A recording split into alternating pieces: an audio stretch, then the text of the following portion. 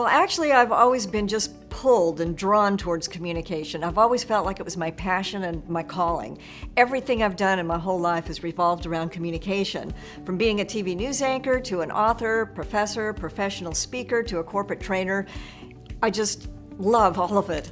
My presentation focuses on new communication processes to help avert the 3 most costly communication mistakes, eradicate miscommunication between individuals and across teams, and give 3 specific action steps that will substantially improve communication in your company right away. Companies waste so much time and money because of miscommunication and misunderstanding. In fact, my favorite example is NASA ended up spending $300 million too much on the Mars probe because one team measured in inches and the other in centimeters. In fact, companies waste $93 billion a year due to miscommunication.